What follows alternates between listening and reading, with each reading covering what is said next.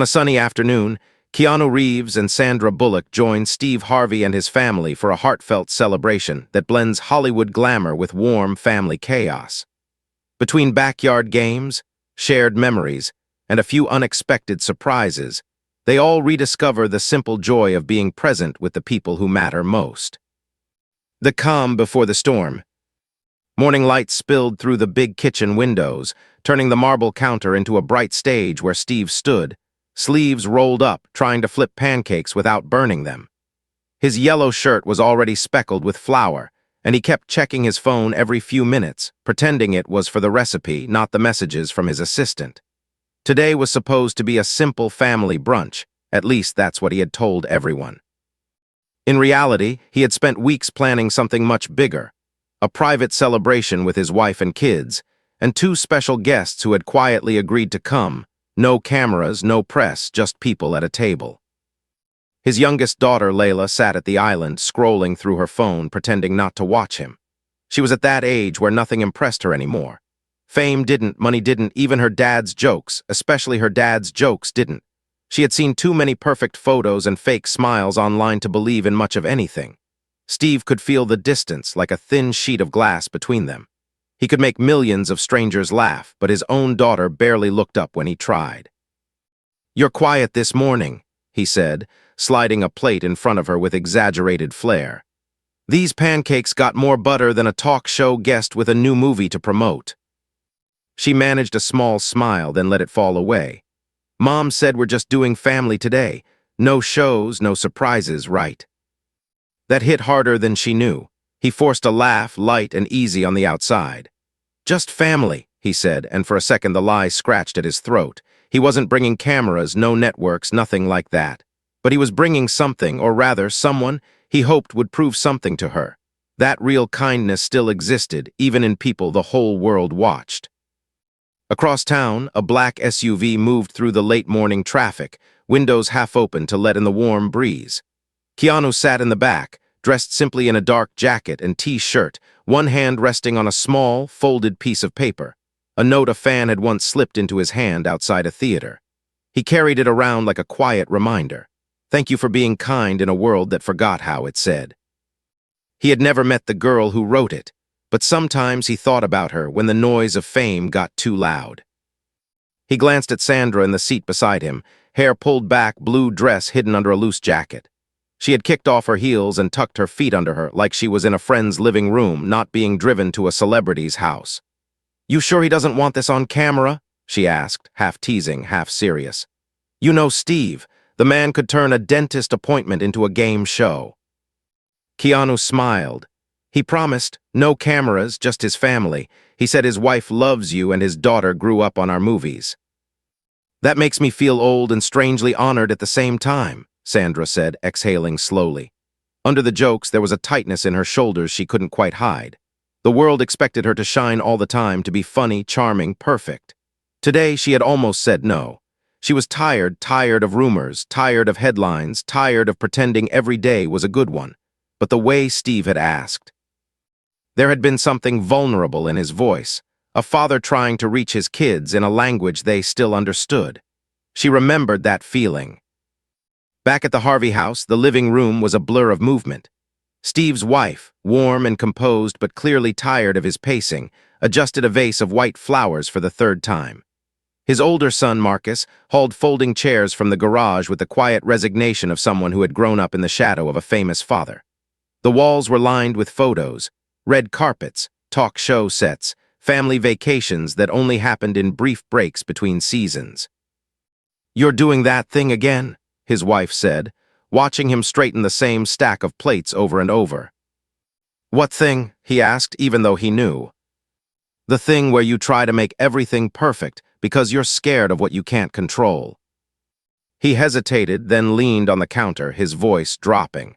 I want them to see something different, you know, not the Steve on TV, the real me, the man who still doesn't know how to work the dishwasher without breaking it."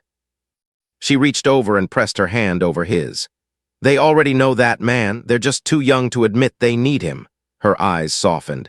"You don't have to impress them with movie stars." He swallowed, thinking of the unanswered messages from Layla, the way she had looked lost after that rough year at school, all the online hate she'd quietly endured because of who her father was. "Maybe I don't," he said. "But maybe two kind people showing up just to sit at our table, no cameras, no paycheck, maybe that says something they can't hear from me." His wife studied him for a moment, then nodded. "Then let it be about that, not about the surprise." In the SUV, Sandra watched the city slide past, people moving about their lives, unaware that two of the faces they'd seen on giant screens were about to disappear into a regular house for the day. "You ever get tired of it?" she asked quietly. "The way people think you're something more than you are." Keanu thought about it. "I get tired when they think I'm something less than they are," he said. "When they forget we're all just trying, failing, starting again." He gave a small shrug. "Days like this help, reminds me we're still people who can show up for other people." She smiled at that, a real one this time. "Let's just hope his kids don't hate us on sight for crashing their private brunch." "Then we earn our place at the table," he said, like it was the most obvious thing in the world. The SUV turned off the main road, rolling onto a quieter street lined with palm trees and tidy lawns. Children's bikes lay in driveways, chalk drawings faded on the sidewalk. Inside the house at the end of the block, Steve was gathering everyone into the living room, heart pounding like he was about to walk on stage for the first time. He looked at his family, his world, and wondered if this was really what they needed, or if he was just trying to fix years of distance in one afternoon. "Okay," he said, clapping his hands to hide his nerves. I lied. Today isn't just a regular brunch." A few groans, a few raised eyebrows. Layla folded her arms, already suspicious. "I invited some friends, not for TV, not for anything like that, just for us, to say something I haven't said well enough." "And what's that?" Marcus asked, leaning against the doorway. Steve opened his mouth, but before he could answer, his phone buzzed on the counter. His assistant's name flashed on the screen. The timing punched a hole in his chest. He grabbed it, stepping half a foot away but still in the same room, trying not to look as worried as he suddenly felt. "Tell me they're close," he whispered. "They're on your street now," his assistant said, voice tight. "But, there's a situation. You might want to step outside." At that same moment, out on the quiet suburban road, their SUV had just turned the corner when Sandra's eyes widened. A small toddler in a red T-shirt wobbled away from a front yard, straight toward the middle of the street, chasing a runaway blue ball. From the opposite direction, a pickup truck was coming faster than it should have been, driver distracted, looking down at his phone. The distance between them shrank with terrifying speed. "Stop the car," Sandra shouted, already reaching for the door handle. Keanu saw it too, tiny shoes on hot asphalt, the truck not slowing, the driver unaware. He felt his body move before his mind had time to argue, grabbing the door, ready to throw himself into the road. Inside the house, Steve's family watched him freeze at the kitchen window, his face draining of color as he caught sight of the street. The SUV braked hard, tires screeching. And in that split second, before metal and flesh and time collided, everything that was supposed to be just a special day balanced on the edge of what they chose to do next. A different kind of action scene. The SUV door flew open before the driver had fully stopped. Sandra hit the pavement in bare feet, adrenaline burning away every thought except the tiny body in the street. The sun flashed off the truck's windshield as it barreled closer, the driver finally jerking his head up, eyes wide with horror when he saw the toddler and the two figures rushing toward him. Keanu was already moving. His feet slammed against the asphalt, each step a hard echo in his chest. Time stretched, the way it sometimes did on set when they rehearsed stunts in slow motion, but this wasn't wires and safety mats. This was a real child, a real truck, real consequences. He reached the boy a heartbeat before the front bumper did, scooping the child up in both arms and twisting his body sideways.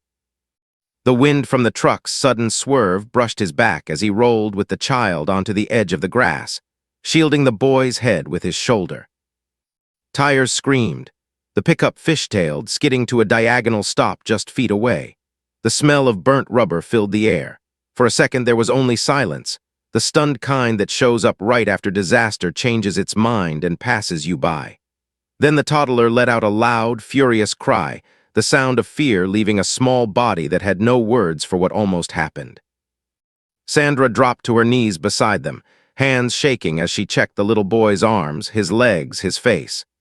"You're okay, sweetheart, you're okay," she murmured, more to steady herself than him.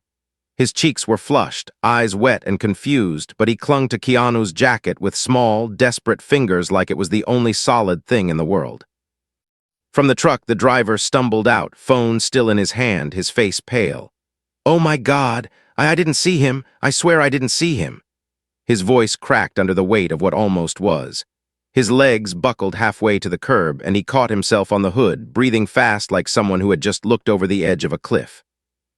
At the kitchen window, Steve froze, the scene outside snapping every muscle in his body tight. A child. A truck. The strange man in black lifting the boy. For a split second, he didn't see Hollywood actors or neighbors. He saw every nightmare a parent tries not to imagine. The plate in his hand slipped and shattered in the sink as he bolted for the door, his family surging after him. He hit the front steps at a run, the bright day suddenly too sharp, colors too bright. On the grass across the street, he saw the boy in Keanu's arms, Sandra crouched close, the driver trembling by his truck. Recognition crashed in late. This was his guest, his friend, the man millions watched on screens. And yet in this moment, none of that mattered. All he saw was the way Keanu's body curved around the child like a shield, as if that had been his only purpose. A woman's scream cut through the air. The toddler's mother, barefoot and wild-eyed, sprinted from a nearby yard, nearly stumbling as she reached them. She scooped her son out of Keanu's arms, clutching him to her chest so tightly the boy protested with an indignant wail. Tears streamed freely down her face. "I turned for 1 second," she sobbed, voice cracking. 1 second to grab his juice and her words dissolved into shaking breaths. Sandra placed a gentle hand on her shoulder. "He's okay," she said softly. "He's scared, but he's okay. You got here, that's what matters." The woman looked up at Keanu then, really looked at him. Recognition flickered, but it was faint, blurred by relief and shock. You saved my baby." Her voice carried a kind of awe that had nothing to do with movies or fame. It was the raw gratitude of a mother who knew what she had almost lost. Keanu shifted awkwardly, still catching his breath. "I just ran," he said quietly. "Anyone would have done the same." Steve heard the words and felt something tug inside his chest. No, he thought. Not anyone. He'd seen crowds freeze before, seen people pull out phones instead of hands. But this man hadn't hesitated, hadn't measured the risk or the headlines. He had just moved. Behind him, Layla stood on the walkway, chest heaving, eyes wide. She had come outside thinking it was some neighbor drama, prepared to roll her eyes and go back in. What she saw instead burned into her memory. The actor she'd seen in 100 memes and movie clips sprinting like his own life depended on that child's. Her dad's guest diving into real danger with no stunt team, no retakes. She felt something uncomfortable crack down the middle of her cynicism. She had always told herself famous people were performances, not people, that their kindness was PR strategy, not truth. But his hands were still shaking. His jeans were streaked with grass and dust where he'd hit the ground. There was nothing staged about his ragged breathing.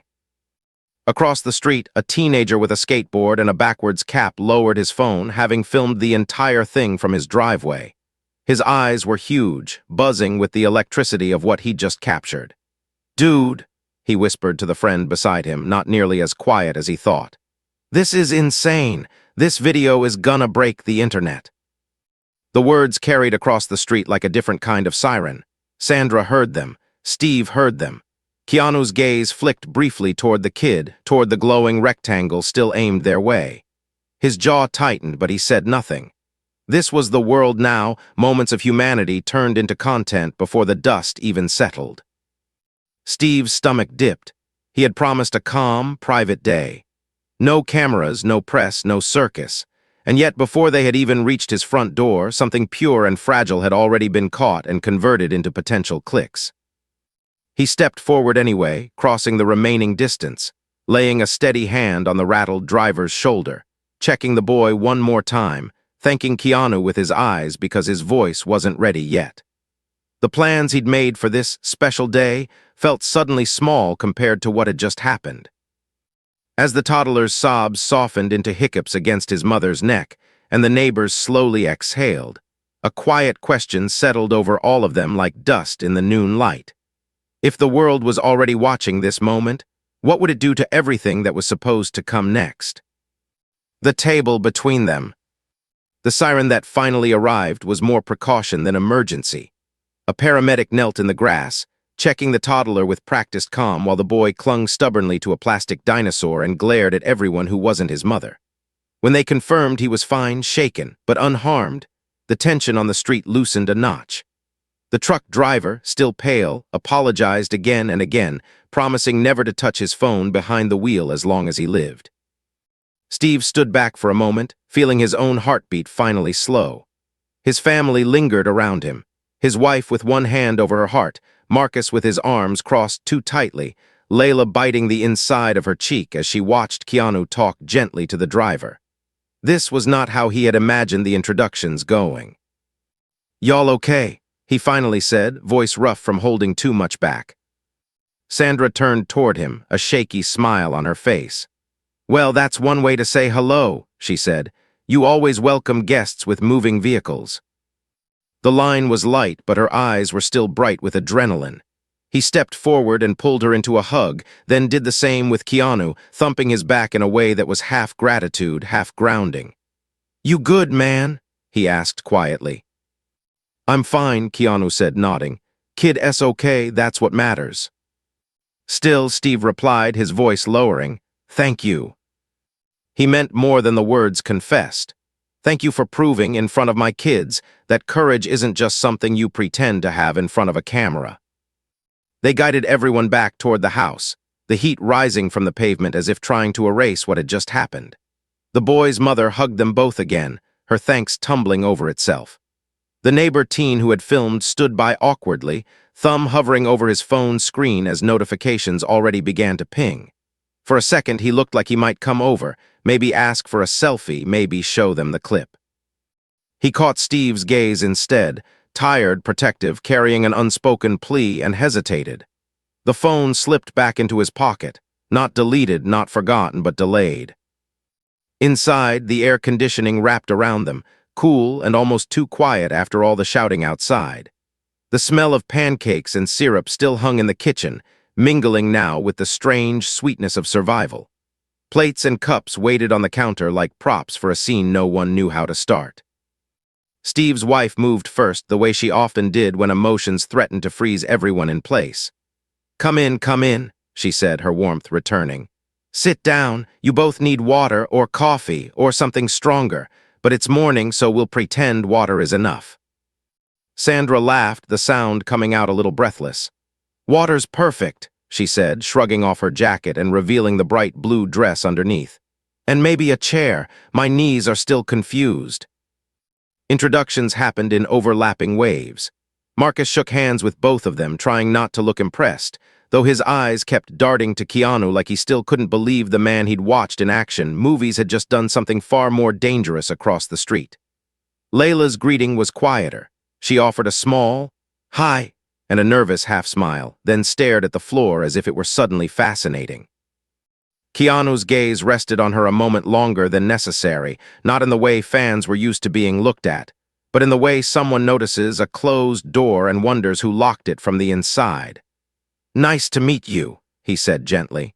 "You okay?" That was a lot to see. She shrugged, trying to sound casual. "I'm fine. I mean, I didn't almost get hit by a truck, so..."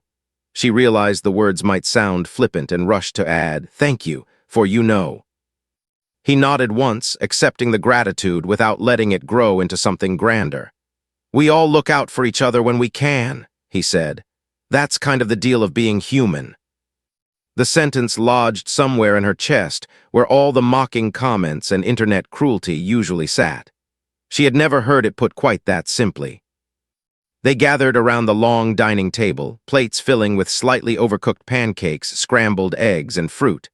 The normalcy of it felt almost surreal after what had happened outside. For a few minutes, no one spoke much. Forks clinked softly. Coffee was poured. The hum of the refrigerator sounded louder than usual. Then Steve cleared his throat, slipping back into familiar rhythms. Now, full disclosure, he said, spreading his arms dramatically. I don't usually open brunch with a live-action stunt sequence, but I like to keep my guests on their toes. Laughter rippled around the table, small but real. It gave everyone permission to breathe again. Sandra pointed her fork at him. Next time I'm reading the fine print on your invitations, she said. If possible near-death experience is included, I'm charging extra. Food loosened tongues. The conversation drifted toward safer topics. Bad cooking stories, awkward childhood photos, the way Steve always burned toast when he tried to help in the kitchen. Slowly, the idea of celebrity thinned out, leaving regular people passing plates and trading stories. Keanu complimented the pancakes with a seriousness that made Steve's wife laugh. I spent a lot of years eating cheap takeout between jobs, he said. A home-cooked meal still feels like a big deal, like someone saying, you're worth the time. There was something in his voice on that last sentence that suggested there had been long stretches of life when he hadn't believed that. Sandra caught it, shooting him a sidelong glance, but she didn't call it out.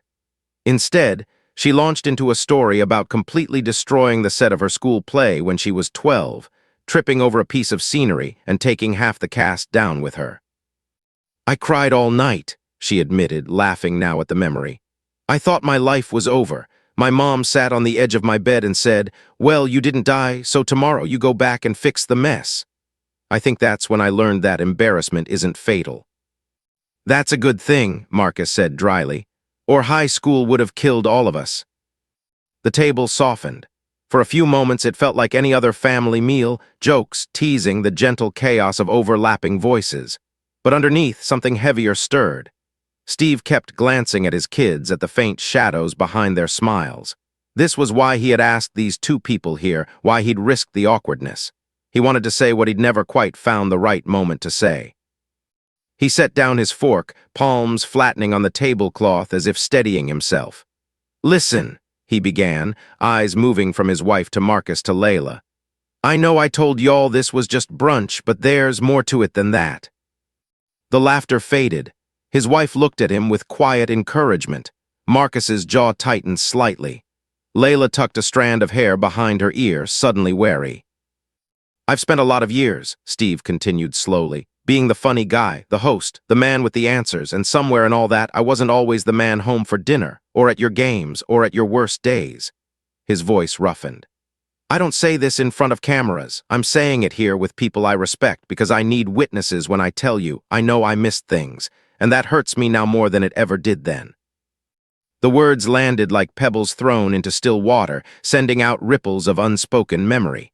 Missed birthdays, lonely performances, silent car rides after online comments got too cruel. Marcus stared at his plate, throat working. Layla's eyes glistened, betraying more than she wanted to show with guests at the table. Sandra folded her hands in her lap, feeling the weight of the moment. She had been on both sides of that equation, the parent working too much, the child watching a parent disappear into their job. Keanu's gaze stayed steady on Steve, calm but alert, as if he understood how much it cost to peel off that armor. I wanted today, Steve tried again, then stopped, swallowing hard. I wanted today to be about more than a nice picture. I wanted you to see that the people you've watched on screens, the ones you think are so far away, can sit here and tell you the same thing I'm trying to tell you. He broke off at the sound of a firm knock at the front door.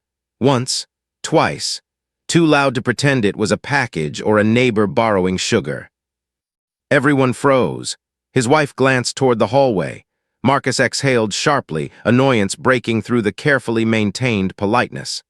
Layla's phone buzzed in her pocket like an insect desperate to be noticed. Steve pushed back his chair and walked to the door with a mix of dread and irritation. When he opened it, he found the neighbor who'd been watching earlier standing there, the skateboard teen at his side. The boy looked both excited and uneasy, his phone clutched in his hand like contraband. Hey, Steve, the neighbor said, rubbing the back of his neck. Sorry to bother you, man. We wanted to say thanks again for, whatever your friends did out there. That was something. Beside him, the teen's fingers danced over his screen. He turned it around before anyone could answer.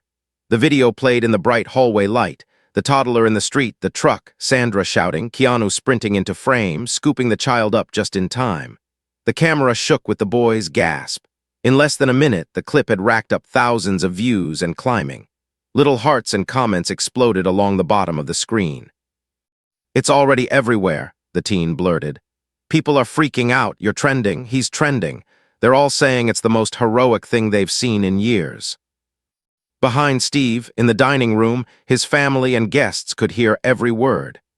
The privacy of the day, the safe little bubble they had tried to build around this table, suddenly felt thin as paper.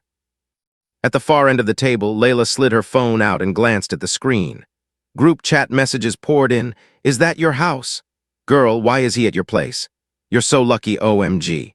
A notification flashed from a gossip account already speculating about a secret project at the Harvey home.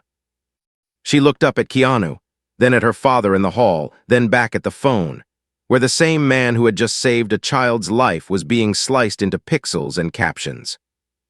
"They already know you're here," she whispered, more to herself than anyone. But Keanu heard it, and the room seemed to tilt slightly as everyone waited to see what this moment would turn them all into. Choosing what matters. The next few minutes felt like watching a dam crack in slow motion. The neighbor thanked them again and left, the teen casting one last fascinated glance inside the house before following. The front door clicked shut, but the sense of intrusion stayed, seeping in through every buzzing phone and glowing notification. Steve walked back to the table with his shoulders a little lower, as if the weight he'd been carrying had just doubled. His phone vibrated non-stop in his pocket. Producers, friends, maybe even network executives who'd already seen the clip and were calculating how many segments they could squeeze out of it by Monday. Across from him, Keanu's own phone lit up where he'd left it on the sideboard. Texts stacked on top of each other from his team, from numbers saved under first names only. "Are you okay? Where are you? This video is everywhere. Call me." Sandra's phone buzzed in harmony, screen flashing with missed calls. "This wasn't the plan," Steve said quietly, looking from one to the other. I'm sorry. I wanted today to be about my family, not." He gestured vaguely toward the world beyond the walls. "Not all that." Keanu picked up his phone, studied the screen for a second, then pressed the side button and turned it face down again. "Life doesn't really listen to our plans," he said, a small, rueful smile tugging at his mouth. "But we still get to choose what we do after it ignores us." Sandra checked her own messages, then sighed and set her phone down too. "My publicist is probably having a heart attack," she admitted. "She'll live. The kid's okay. That's the only headline that matters today." Layla watched them with a strange mixture of awe and confusion. She had expected them to jump into self-protection mode, to worry about their image, to start planning statements. That's what she'd seen over and over online, people spinning tragedy into branding before the dust even settled. Instead, they were here, present. Her father's living room suddenly felt like a test of what they really valued. Steve's wife rose quietly, walked to the sideboard, and picked up a small woven basket that usually held mail. She set it in the middle of the table. "Look," she said gently, "we can't control what's already out there, but maybe we can control this room. What if we all put our phones in here, just for an hour, no screens, no alerts, just us?" The suggestion floated in the air, simple and terrifying. Marcus frowned. "Mom, what if?" "If it's important, they'll call the house phone," she said. "Remember that thing with the cord?" Her eyes softened. "I'm not saying forever, just long enough to remember what a day feels like when we're not being watched." There was a quiet bravery in the offer, an act of resistance not against the world, but against the fear of missing out on it for a moment. Keanu reached first. He dropped his phone into the basket with a soft clink, as if it were nothing more than loose change. "I'm in," he said. "You invited us to your home, not your news cycle." Sandra followed, adding her phone on top of his. "There," she said.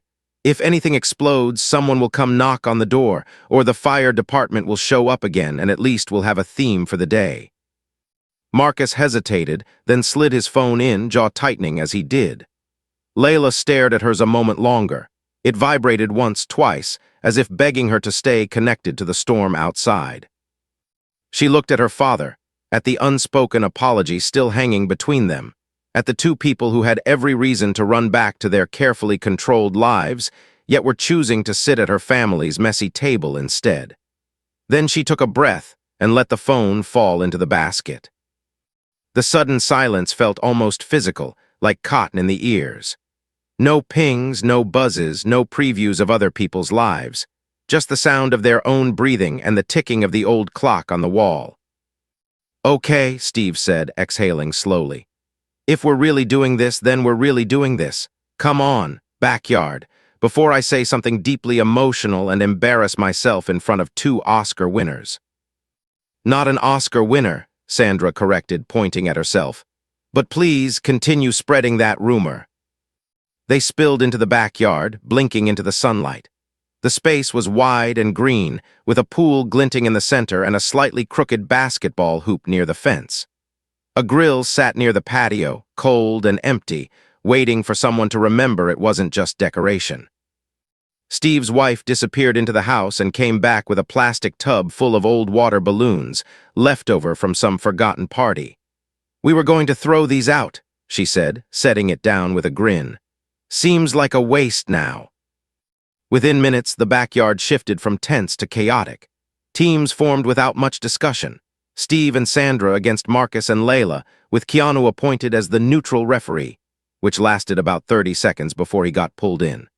Water balloons arced through the sky in clumsy rainbows, bursting against shirts and shoulders. Sandra turned out to have a surprisingly accurate throw, nailing Steve square in the chest as he bragged about his talk show ratings. Layla's laughter rang out high and free when her dad yelped, clutching his soaked shirt. "Traitor," he cried, pointing at Sandra. "I invite you into my home and you assault me with colored water." "You almost served me burnt pancakes," she shot back. "We're even." Keanu, initially determined to stay dry, found himself cornered by Marcus with two balloons raised like weapons. He held up his hands, surrendering with a smile. Okay, but if I slip and fall, I'm blaming you in every interview for the next 10 years. "You're assuming you'll get away," Marcus replied, grinning in a way Steve hadn't seen in months. The game devolved into pure, ridiculous fun. For a while, status didn't exist. No one was a host, a star, a trending topic, or a bullied teenager. They were just people running across wet grass, shrieking when cold water hit warm skin, forming alliances and breaking them for the sake of a good throw. Later, when the balloons were nothing but colorful shreds on the lawn and everyone was damp and out of breath, they migrated toward the pool area. Marcus took over the grill with the seriousness of a man defending his territory, while Sandra stood beside him, handing him utensils and taste-testing anything that looked even slightly done. "Must be weird," Marcus said as he flipped a burger, eyes on the flames. "Having the whole world think they know you because of a character you played." Sandra thought about it for a moment. "It can be," she admitted. "Sometimes they don't want to see you change. They like the version of you they met first. The clumsy girl, the tough one, the funny one. If you grow, it can feel like you're breaking a promise they made up for you." He poked at the coals, jaw working. "Yeah, people look at me and see him," he said, tilting his head toward where Steve was teaching Layla and Keanu some invented basketball game involving one hoop and no consistent rules. "They don't see me, just the punchlines they expect." She watched his face, the mix of pride and exhaustion there. "Then you've got a choice," she said softly. "You can spend your life trying to fit their picture, or you can paint your own and accept that some people will never bother to look closely. Either way, you're the one who has to live with it." He nodded slowly, as if filing that away somewhere he didn't show many people. On the other side of the yard, Layla sat on the edge of the pool, her bare feet skimming the water's surface. Keanu settled onto the warm concrete beside her, leaving a respectful space between them. The sun had begun to tilt toward afternoon, painting thin lines of light across the water. "Can I ask you something?" she said after a while, eyes on the small ripples her toes made. "Sure," he answered. "Weren't you scared?" She flicked a glance at him. "When you ran into the street, you could have gotten hit, or worse." He paused, considering. "Yeah," he said finally. "I was scared. I like living." A faint smile. But sometimes you don't have time to make a list of pros and cons. You just see someone smaller than you in danger and your body decides before your brain can veto it. She was quiet for a moment. "I don't think my body would do that," she said. "I freeze like all the time, especially when it's about me." He turned slightly, giving her his full attention. "What do you mean?" She swallowed. The words tasted risky, but something about the day made lying feel heavier than honesty. "People say stuff online," she said. "About me, about my dad, about how I only have what I have because of him. Sometimes it's just stupid comments. Sometimes it's worse. I tell myself it doesn't matter, that it's not real, but my chest still locks up and I can't move. I just scroll and scroll like I'm watching myself drown from the shore." He listened without interrupting, his expression softening. "That sounds really hard," he said quietly, "and very real." She blinked, surprised. Most adults rush to "it's just the internet, ignore it." He hadn't. "I've been through some losses," he went on, choosing his words carefully. "Different from what you're talking about, but pain is pain. One thing I learned is that courage isn't only about running into traffic. Sometimes it's about closing the app, or asking for help, or saying, 'That hurt me,' even when everyone tells you it shouldn't. Being kind to yourself can be a very brave act." She let that settle. No one had ever called her turning off her phone brave before. It had always felt like failure, like surrender. "You know what I see when I look at you?" he asked. "A girl who almost watched a kid get run over," she tried. He shook his head. "I see someone who put her phone in that basket even though she really didn't want to. That may not make a good viral video, but to me, that's courage." Her throat tightened unexpectedly. She turned her face away for a second, pretending to study the pool plants so she wouldn't have to blink away the sudden sting in her eyes. Before she could find something light to say, a faint buzzing noise drifted from above. She frowned and looked up. A small dark shape moved against the bright sky, hovering just beyond the property line. At first, she thought it was a big insect or a bird. Then the shape tilted, revealing the telltale frame and tiny spinning blades. "Is that a drone?" she asked, dread crawling back into her stomach. Keanu followed her gaze. The drone edged closer, lens pointed unmistakably down toward the yard, towards the pool, toward them. On the other side of the grass, a second distant clicking sound started, camera shutters firing in rapid bursts. Voices murmured at the fence line, low but growing. Neighbors, journalists, maybe both. The video had done its work faster than any of them had expected. Steve looked up from the makeshift basketball game, his smile faltering as he caught sight of the hovering device, then the tiny cluster of heads moving just beyond the gate. The bubble they'd tried so hard to build around this day thinned again, on the verge of popping completely. Layla's toes slipped from the water, her body going still. "Dad," she called softly, not taking her eyes off the sky. "I think it found us." Steve met her gaze, reading the fear there. The fear not just of strangers, but of what strangers could do with whatever pieces of them they managed to capture. He felt a surge of protectiveness rise like a tide. He took a step toward the gate, then another, not yet sure whether he was walking into a fight, a negotiation, or another kind of test entirely, only knowing that whatever he did next would either save this day or lose it forever.